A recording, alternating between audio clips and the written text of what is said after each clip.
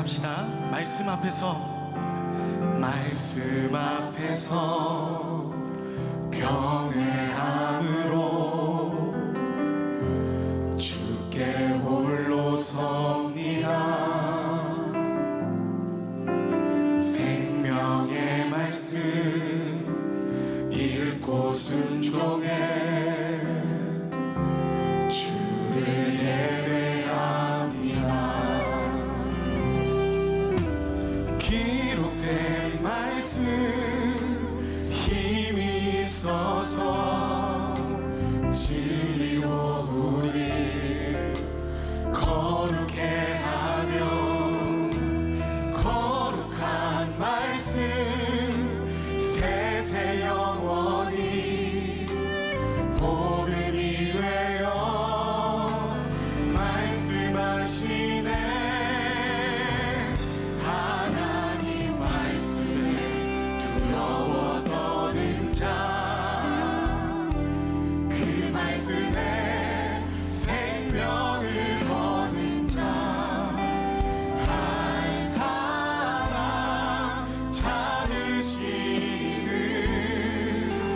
주님의 약속을 믿어. 하나님 말씀에 운명을 거는 자, 순종하며 주 따라가는 자, 영원한 하나님 나라 이뤄갈 주의 교회여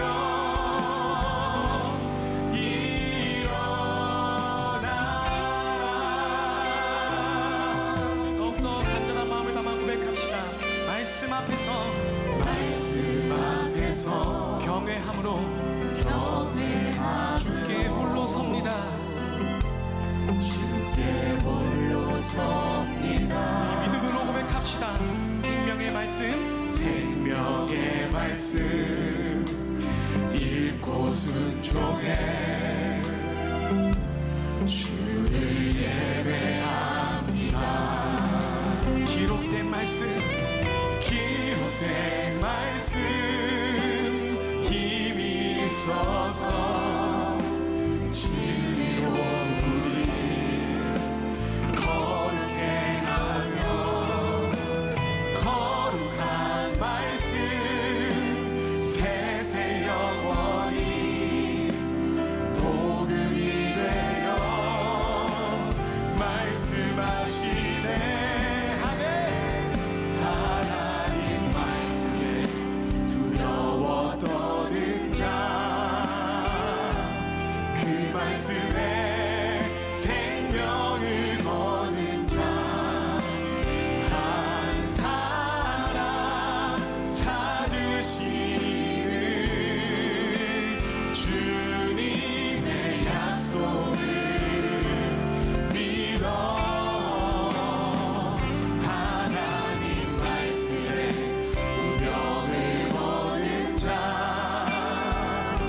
순종하며 주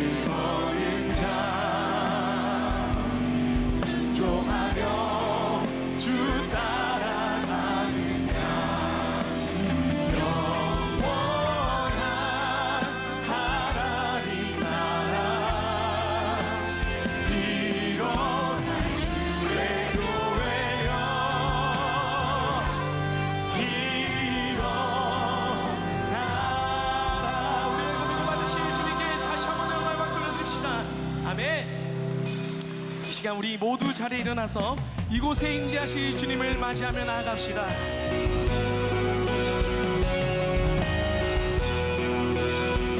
전심으로 고백합시다. 하나님 나라, 하나님 나라 임하소서.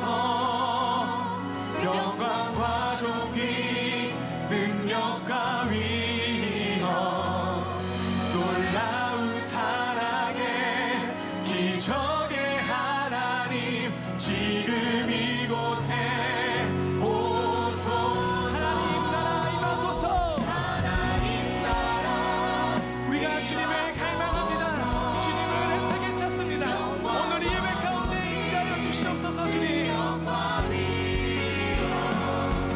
놀라운 사랑의 기적의 하나님 지금 이곳에 오소서. 우리 주님을 높이 올려봅시다. 주님의 높고 위대하심을 내 영혼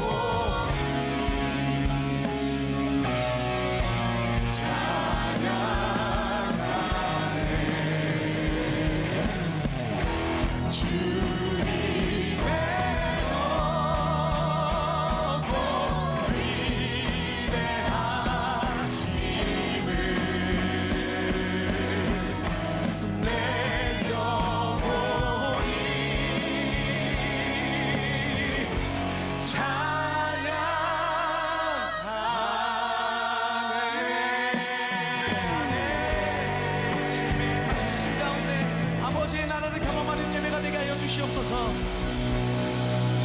우리 일어서신 채로 우리의 믿음을 고백하며 나아가도록 하겠습니다.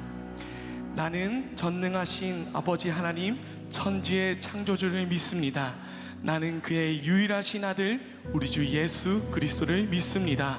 그는 성령으로 잉태되어 동정녀 마리아에게서 나시고 본디오 빌라도에게 고난을 받아 십자가에 못 박혀 죽으시고 장사된 지 사흘 만에 죽은 자 가운데서 다시 살아나셨으며 하늘에 오르시어 전능하신 아버지 하나님 우편에 앉아 계시다가 거기로부터 살아있는 자와 죽은 자를 심판하러 오십니다. 나는 성령을 믿으며 거룩한 공교회와 성도의 교제와 죄를 용서받는 것과 몸의 부활과 영생을 믿습니다. 아멘. 모두 다 자리에 앉도록 하겠습니다. 이 시간 우리 박수치며 주님의 말씀 위에 굳게 서 있기 원한다는 고백을 담아 함께 찬양하며 나아갑시다. 주님 약속하신 말씀 위에서 영원토록 주를 찬송하리라. 소리 높여 주께 영광 돌리며 약속 믿고 굳게 서리라. 굳게 서리 영원하신 말씀 위에 굳게 서리. 굳게 서리 그 말씀 위에 굳게 서리라. 주님 약속하신 말씀 위에서 세상 영련에게 연습할 때에 용감하게 힘써 싸워 이기며 약속 믿고 굳게 서리라. 굳게 서리 영원하신 말씀 위에 굳게 서리. 굳게 서리 그 말씀 위에 굳게 서리라. 주님 약속하신 말씀 위에서 영원하신 주의 사랑이 믿고 성령으로 힘써 싸워 이기며 약속 믿고 굳게 서리. 사절로 고백할까요? 주님 약속하신 말씀 위에서 성령 인도하는 대로 행하며 주님 품에 항상 안식 얻으며 약속 믿고 굳게 서리라. 우리의 고백입니다. 굳게 서리 영원하신 말씀 위에 굳게 서리. 굳게 서리 그 말씀 위에 굳게 서리. 한 번만 할까요? 굳게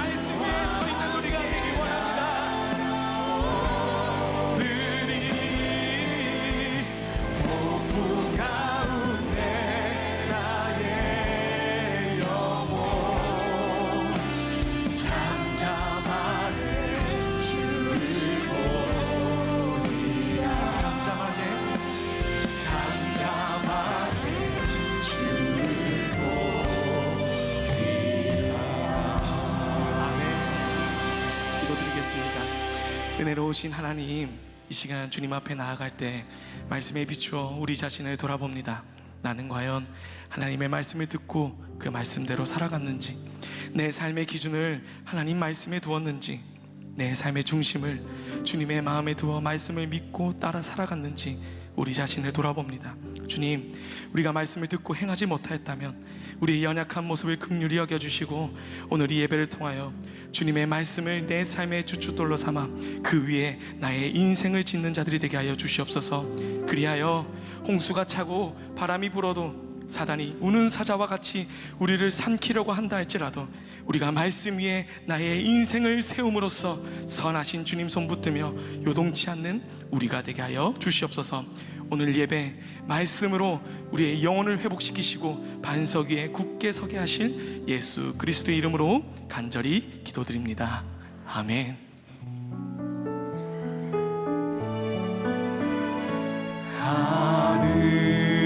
하늘에 계신 아버지 이름 거룩하사 주님 나라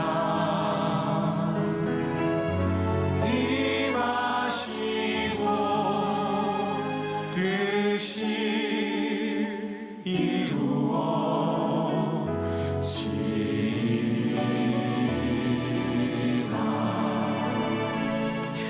일용할 양식 주시고 우리들의 큰 죄 다 용서하시고 또 시험에 들게 마시고 악에서 구원하소서. 내게 주의 나라 주의 권세 주의 영광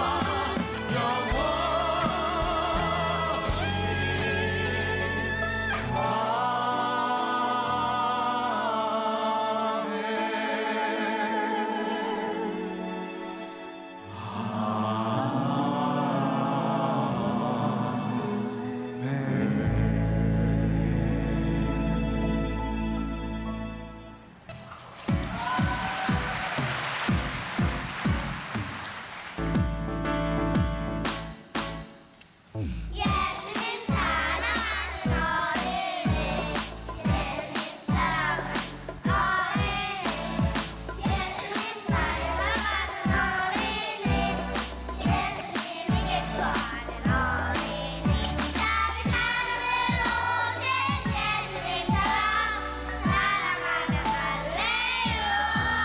예수님 우리들을 보시면 참되겠구나 칭찬하시고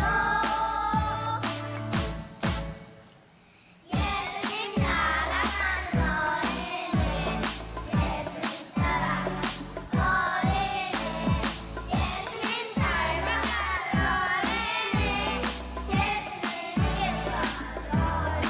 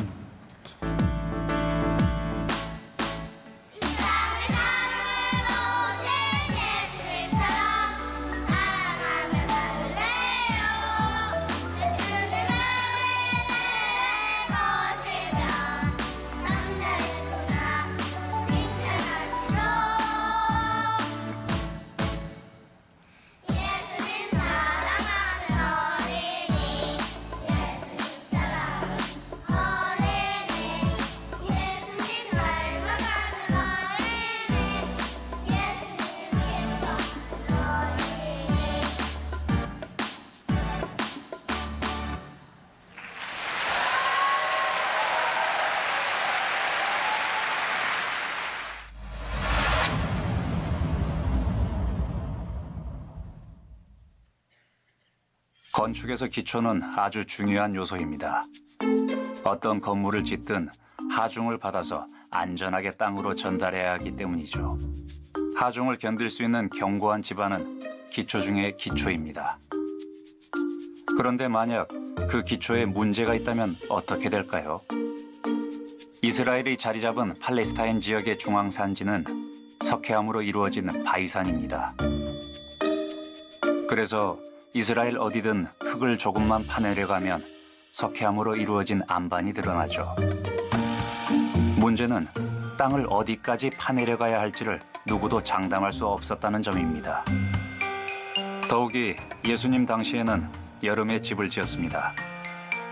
우기인 겨울이 아닌 건조하고 따뜻한 날씨가 집 짓기에 안성맞춤이었기 때문이죠. 따뜻한 햇볕은 집을 짓기에 적합할 정도로 흙을 단단하게 만들어 주었습니다. 자, 이제 두 가지 선택지가 생겼습니다. 안반을 찾기 위해 굳은 땅을 파내려가는 어려운 과정과 이미 햇볕에 단단하게 굳은 흙 위에 집을 짓는 쉬운 과정 말이죠. 우리가 흔히 예수님을 연상할 때 떠오르는 단어는 목수입니다. 이 목수의 헬라어 텍토는 사실 나무보다는 돌을 다루는 직업이었는데요. 목수와 석공을 구분하지 않고 건축 관련 일을 동시에 감당하는 사람들을 부르던 호칭이었죠. 그렇게 우리가 타임머신을 타고 2000년 전에 나사렛을 방문하게 된다면 대패질을 하는 예수님보다 망치와 끌로 돌을 쪼는 예수님의 모습을 발견하게 될 겁니다. 수많은 건축물을 쌓으며 예수님은 두 종류의 사람들을 보셨을 겁니다. 시간과 비용을 들여 겉보기에 단단해 보이는 땅을 파내고 반석 위에 주추를 대는 사람들. 지금 당장 굳은 땅 위에 집을 지어달라고 재촉하는 사람들. 제자가 되겠다며 따라오는 무리들 앞에서 잠시 회상을 마치신 예수님께서 천천히 입을 떼십니다. 너희는 나를 불러 주여 주여 하면서도 어찌하여 내가 말하는 것을 행하지 아니하느냐.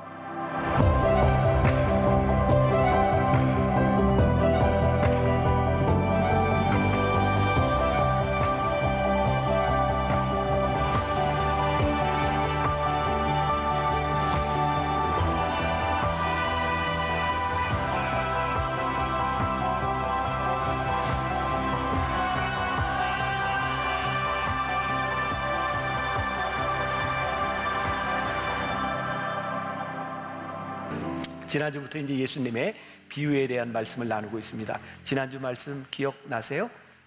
어리석은 부자의 비유에 대해 왜 예수님께서 저 어리석은 부자에 대한 비유를 말씀하셨을까?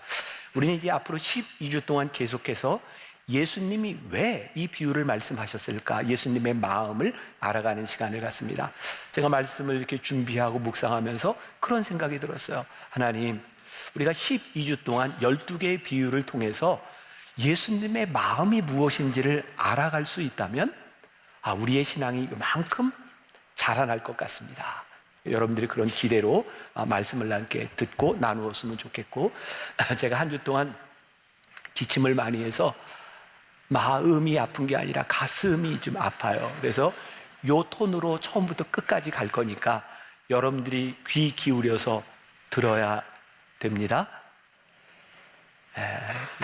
잘 될지 모르겠네 이게. 네. 자, 오늘 말씀을 듣는 것과 말씀을 행하는 것에 대한 이야기를 하려고 합니다. 오늘 누가복음 6장 말씀이었습니다.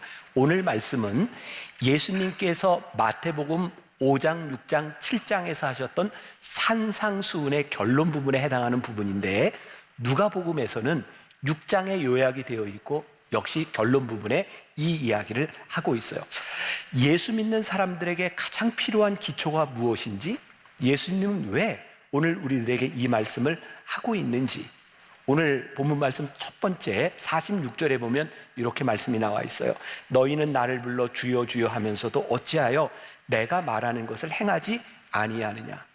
산상수훈 말씀을 다 전하시고 난 다음에 예수님의 마음이 안타까운 거예요.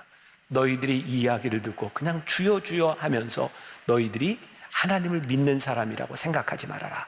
너희들이 말씀을 행하지 않는다면 너희들은 올바른 그리스도인이 아니다 라는 예수님의 안타까운 마음을 가지고 결론 부분을 만들어 가고 계세요. 제가 이번 시리즈도 말씀을 이렇게 준비해서 묵상팀에게 이렇게 넘겨주고 묵상팀의 피드백을 이렇게 받고 있는데, 묵상팀의 한 청년이 아주 평범한 이야기를 하나 남겨주었어요.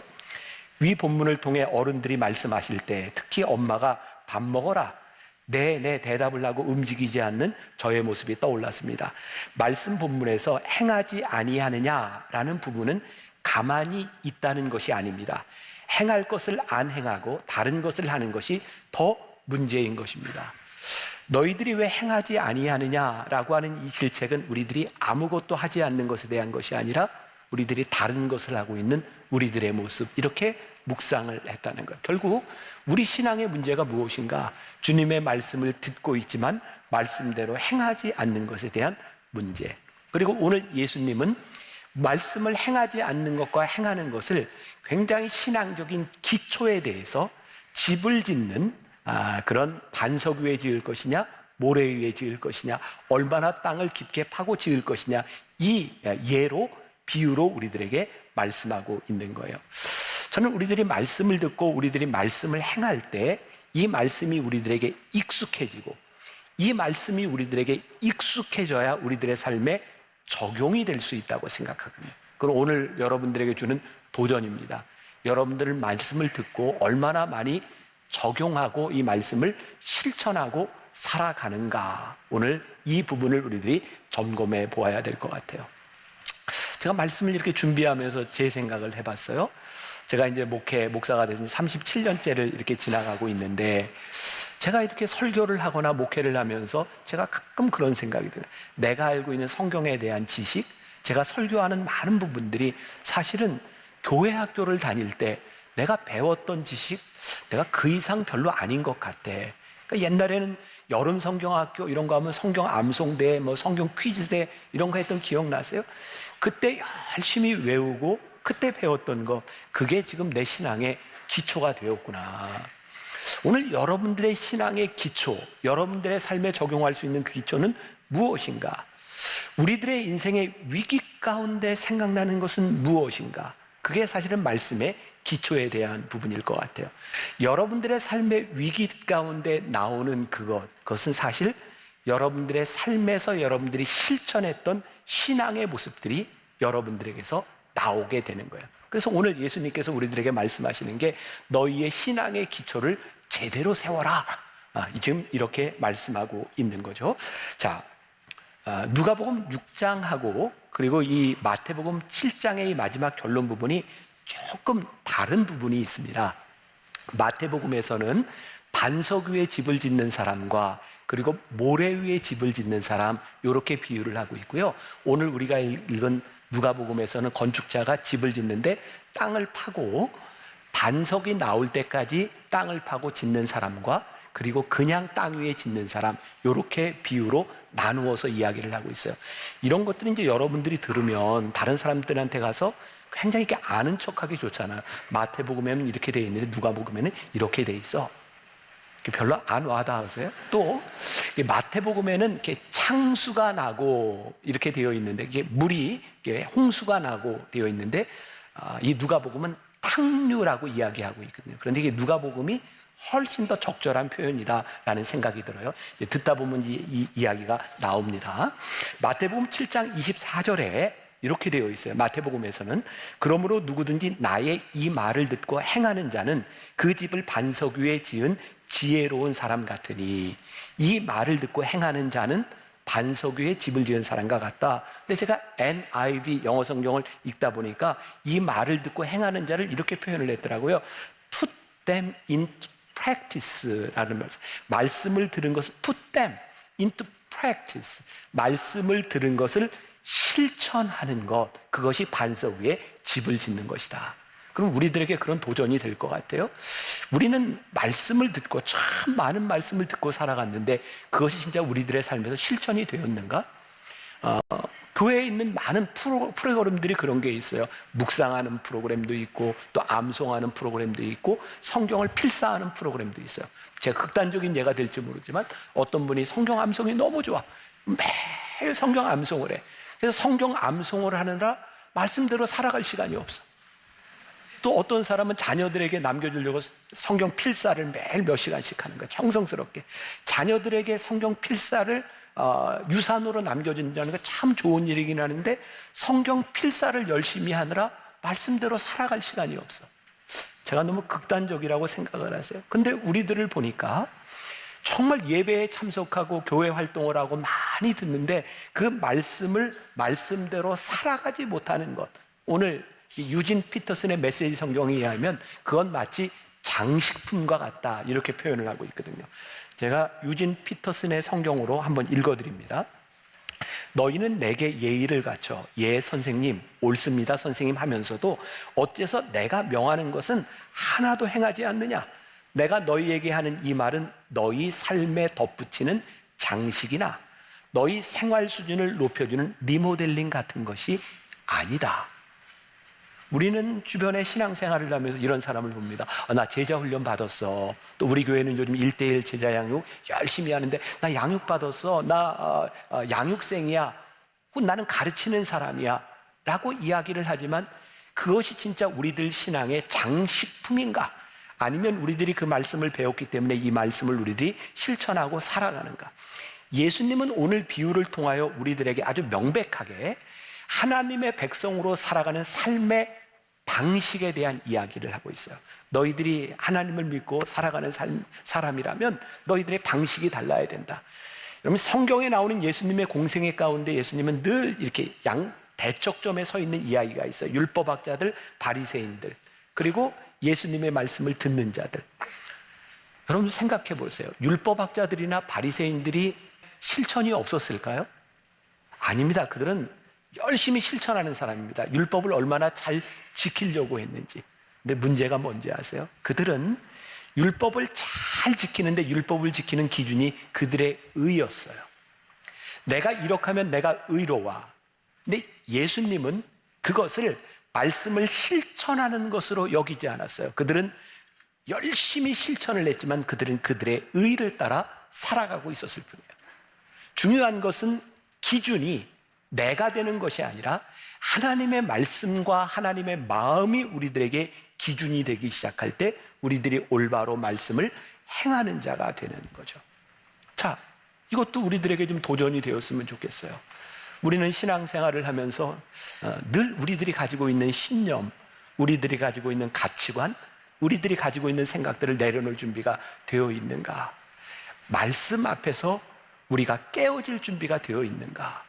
지금 예수님께서 우리들에게 그 물음을 던지시는 거예요.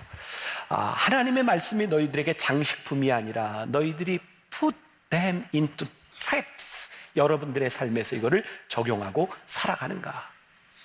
지난 열광에서 열망으로 가는 시리즈 제자의 도에 대한 말씀을 나누면서 제가 여러분들에게 제일 많이 나눴던 말씀이 하나 있어요. 누가복음 9장 23절 너희들이 나를 따라오려거든 자기를 부인하고 자기 십자가를 지고 나를 따를 것이니라. 이 말씀은 예수님 사역의 아주 중요한 분기점이 되는 데서 갈라진다고 이야기를 했어요. 예수님 사역의 전반기는 예수님이 우리들의 니드, 필요를 채워주셨고 많은 사람들이 예수님을 따랐어요. 그런데 예수님이 너희는 나를 누구라 하느냐라고 물으셨을 때 주는 그리스도시요 살아계신 하나님의 아들입니다 라고 고백하시는 그 순간부터 제자의 도에 대해서 말씀하셨다. 근데 그 제자의 도가 뭐라고요? 자기를 부인하고 자기 십자가를 지고 나를 따를 것이니라. 제가 요즘 고민되는 지점이에요. 만나교회 요즘 많은 분들이 찾아옵니다. 근데 예수님을 보니까 예수님이 제자의 도에 대해서 말씀하셨을 때 예수님을 따르던 많은 사람들이 예수님을 떠나갔어요. 왜 그들은 떠나갔을까? 예수님의 말씀을 따르는 게 쉽지 않았던 거예요.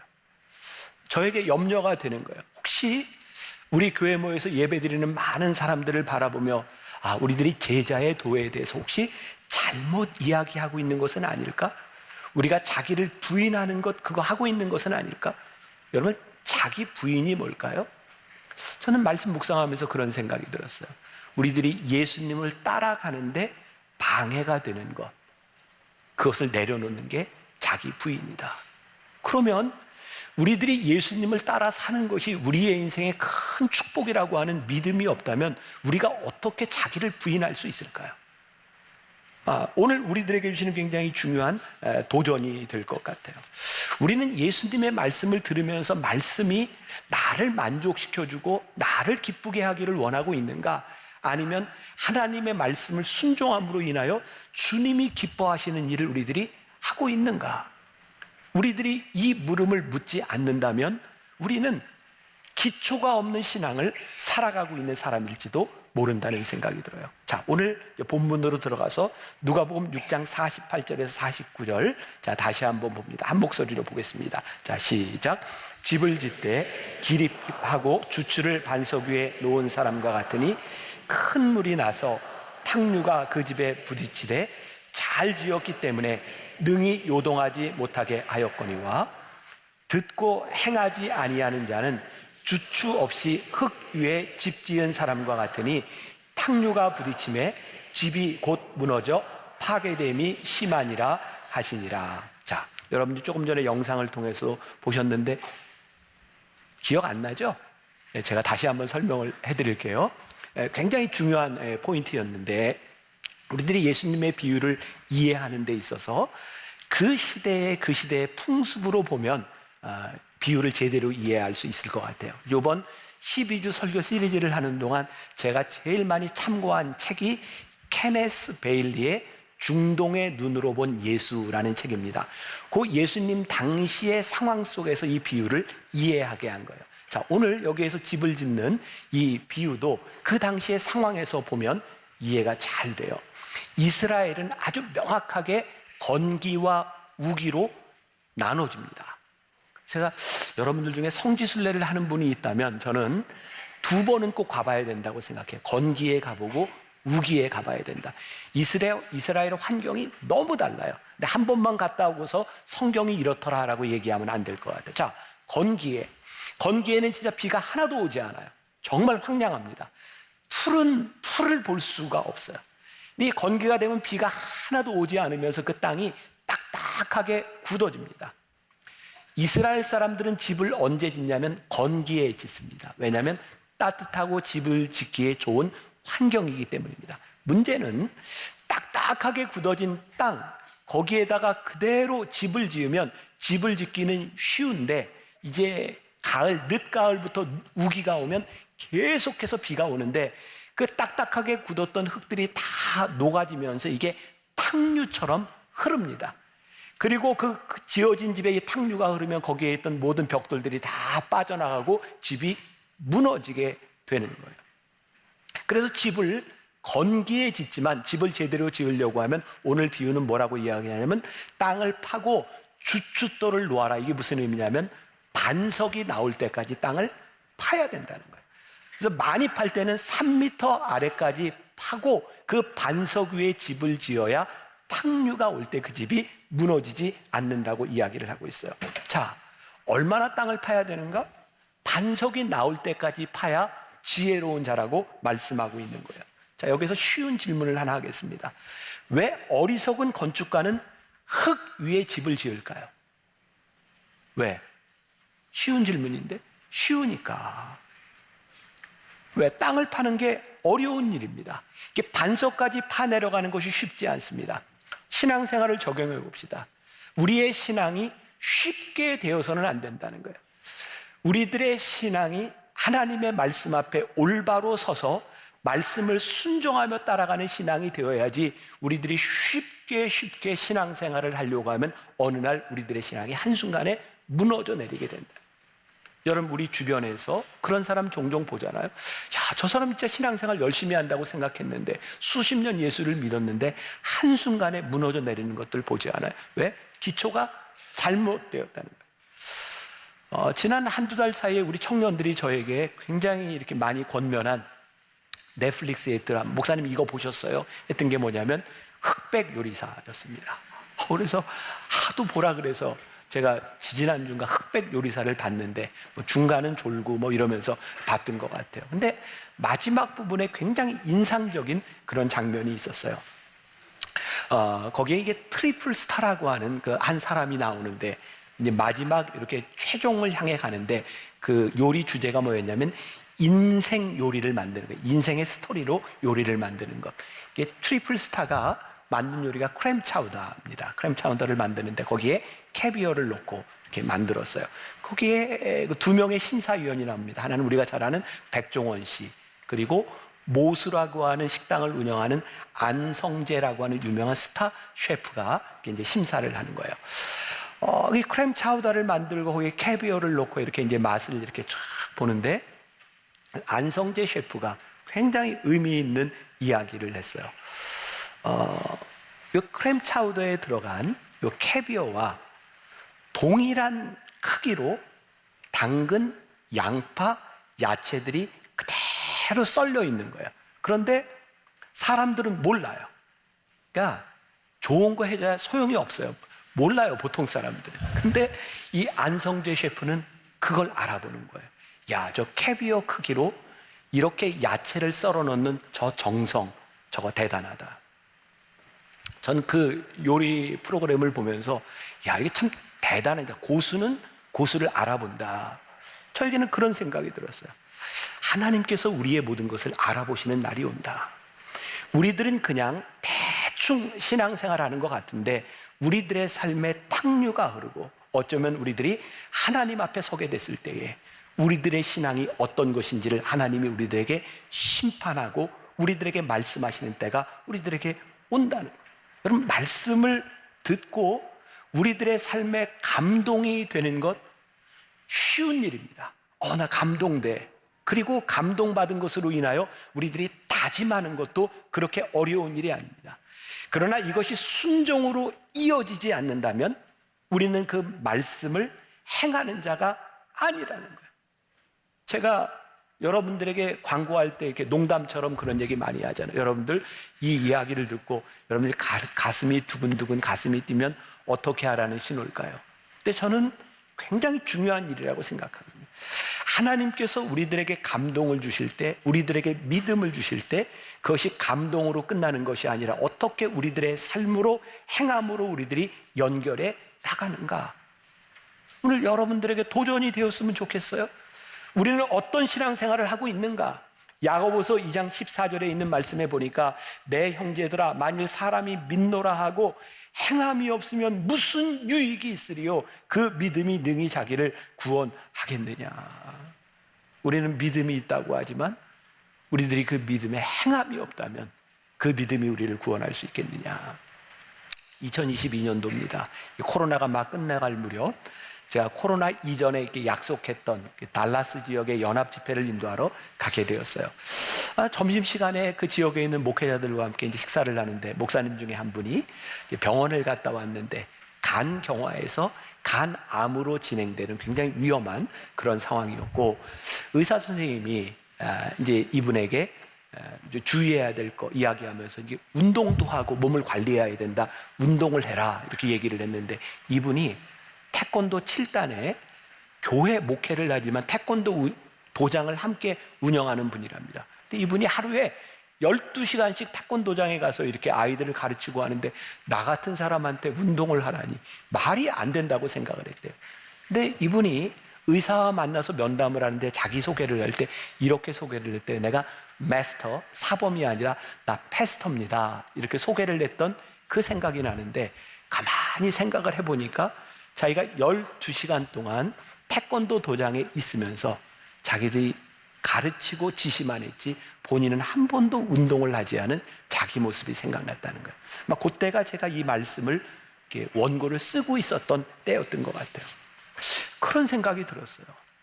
우리는 우리가 가지고 있는 지식, 우리들의 경험을 그걸 믿음으로 착각하고 있는 것은 아닐까. 우리들이 수없이 많이 배웠던 우리들에게 쌓여졌던 그 지식들을 우리들이 착각하며 우리들이 이것을 믿음으로 살아가는 것은 아닐까. 자, 유진 피터슨의 성경의 48절부터 49절을 비유의 의도를 정말 잘 설명하고 있는 것 같아서 제가 한번 읽어드립니다. 너희는 내 말을 너희 삶으로 실천하면 너희는 땅을 깊이 파서 반석 위에 집의 기초를 놓은 현명한 목수와 같다. 강둑이 터져 강물이 들이쳐도 그 집은 꿈쩍도 하지 않는다. 오래 가도록 지어진 집이기 때문이다. 그러나 너희가 내 말을 성경 공부 때만 사용하고 삶으로 실천하지 않으면 너희는 주춧돌을 생략하고 집을 지은 미련한 목수와 같다. 강물이 불어 집에 들어치자 그 집은 맥없이 무너지고 말았다. 완전히 유실되고 말았다. 말씀대로 실천하는 사람들의 얻는 가장 큰 유익은 하나님과 우리들 사이에 이어지는 생명의 끈이라는 생각이 듭니다. 여러분, 우리가 말씀을 실천하잖아요. 실천할 때 우리는 생명의 끈이 연결되어 있어서 우리들의 신앙에 생명력이 생깁니다. 자, 이 사람들이 집을 지을 때, 건기의 집을 지을 때 아무런 문제가 없어요. 아무런 문제가 없어서 파지 않고 노력하지 않고 실천하지 않을 때 우기가 오면 그냥 무너져 내리는 거예요. 사실은 우리들의 신앙에 제일 힘든 때가 언제인지 아세요? 건기예요. 내가 땅을 파는데 이걸 내가 왜 파고 있지? 내가 너무나 미련하게 느껴지는 거예요. 내가 이거 언제까지 파야 되지? 오늘 말씀을 듣는 여러분들 가운데 혹시 그런 시간을 지나가고 있는 사람이 있지 않을까? 하나님, 지금 내가 가는 이 시간이 너무 힘들어요. 아무것도 보이지 않아요. 하나님, 언제까지 제가 견뎌야 되는 거예요? 그런데 오늘 말씀이 우리들에게 이렇게 적용하고 있는 거예요. 아니, 네가 말씀이 맞고 하나님과 생명의 끈이 연결되어 있다면 파라는 거예요. 반석이 나올 때까지 참고 견디라는 거예요. 그때 그 반석 위에 우리들의 집이 지어질 때 절대로 흔들리지 않는 그 집을 지게 될 거라는 거예요. 이 땅을 파고 있는 사람에게 이것이 얼마나 지루한 시간으로 느껴졌을까.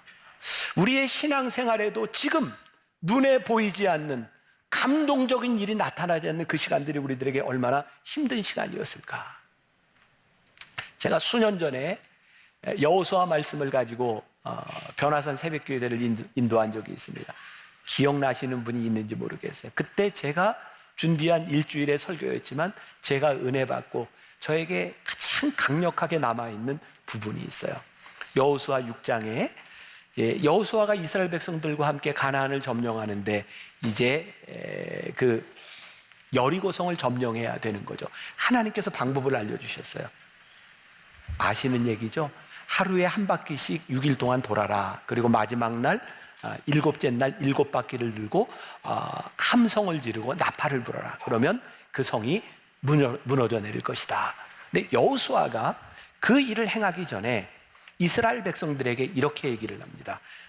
여호수아 6장 10절. 여호수아가 백성에게 명령하여 이르되 너희는 외치지 말며 너희 음성을 들리게 하지 말며 너희 입에서 아무 말도 내지 말라. 그리하다가 내가 너희에게 명령하여 외치라 하는 날에 외칠지니라 하고. 자, 여호수아는 왜 아무 소리도 하지 말고 음성을 내지 말고 소리도 내지 말라고 했을까? 마지막 날에만 외치라고 했을까? 상상을 합니다. 여리고성이 있어요. 이스라엘 백성 그 많은 사람들이 이렇게 돕니다. 하루에 한 바퀴. 그 다음날 한 바퀴. 성경에 보니까 첫 바퀴를 돌았을 때 여리고성의 오른쪽 귀퉁이가 약간 무너졌더라. 둘째 날 돌았더니 왼쪽 귀퉁이에 금이 갔더라. 셋째 날 돌고 났더니 문짝이 갈라졌더라. 이렇게 돼 있죠. 아니에요. 맞아요. 이렇게 물을 때는 아닌 거예요. 아무런 변화가 없었어요. 근데 여호수아가 왜 이스라엘 백성들에게 이런 이야기를 하냐면 분명히 그 공동체 안에 불평하는 사람이 있어요. 부정적인 이야기를 하는 사람이 있어요. 하루에 한 바퀴를 돌고 났는데 아무런 변화가 일어나지 않는, 이거 우리 지금 뭐 하고 있는 거야? 두 바퀴를 돌았는데 변화가 없어. 이거 우리 정말 쓸데없는 일 하는 거 아니야? 이렇게 불평하는 사람이 있을지 몰라. 그래서 여호수아가 너희들 아무 소리도 내지 말고 6일 동안 돌아라. 그리고 마지막 7째 날 너희들이 함성을 질러라. 이렇게 이야기를 하죠. 그리고 7째 날 그 성이 무너져 내렸어요. 우리는 신앙생활하면서 어떤 걸 꿈꾸고 있나요? 마지막 날의 기적이죠. 하나님, 우리들의 삶에, 우리들의 믿음에 하나님 기적을 보여주세요. 하나님 역사해 주세요.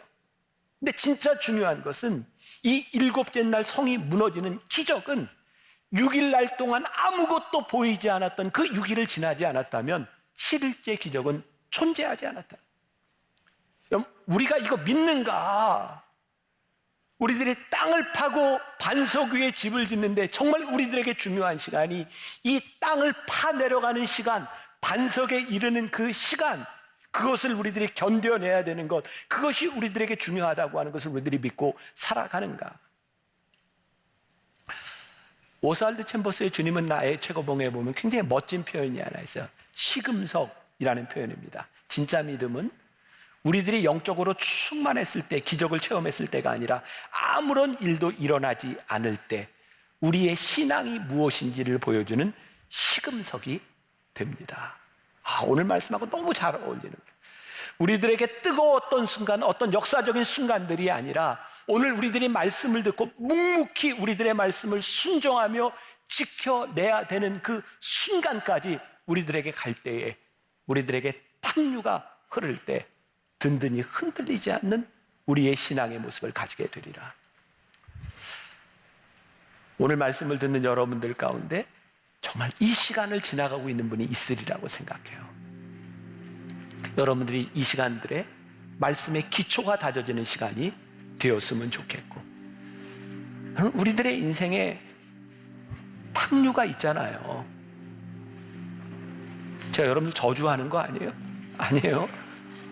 여러분들이나 저나 우리 모두에게 지금 탕류가 있잖아요. 어쩌면 지금 탕류 가운데 있는 분이 있을지 몰라요. 그때 우리의 믿음을 점검해야 될 시기죠. 제가 이제 설교 원고를 이렇게 우리 부목사님들에게 넘겨주면 이제 청년 설교는 이제 청년 또 목사님이 이렇게 준비를 해서 본인이 소화해서 합니다. 청년 설교를 준비하던 목사님이 저에게 이렇게 얘기를 했어요. 오늘 아침에 목사님, 저는 설교 준비를 하다가 반석 위에 짓는 집 생각을 했는데 리모델링 생각이 났어요. 요즘 우리 교인들 리모델링 많이 하잖아요. 하나님, 우리가 반석 위에 집을 짓지 못하고 탕류가 흘러서 허물어지는 이것이 우리들에게 절망이 아니라 우리들에겐 리모델링이 있잖아요. 우리 교인들에게 리모델링 얘기를 해주셨으면 좋겠어요. 이제 이거 누가 딱 요것만 또 떼어서 하면 분당의 리모델링 제가 얘기하는 사람 그런 거 아니에요? 그렇구나. 다시 세워나갈 수 있겠구나. 다시 한번 우리의 믿음의 주춧돌을 놓을 수 있겠구나. 지금 흔들리는 사람이 있다면 지금 믿음의 기초를 다시 한번 놓아보자. 반석이 나올 때까지 끝까지 다 내려가 보자. 그리고 기적이 일어나는 그 순간보다 그 순간을 참아냈던 그 시간들이 우리들에게 얼마나 귀한 시간이었는지를 간증할 수 있으면 좋겠다. 오늘 여러분들을 믿음으로 축복합니다.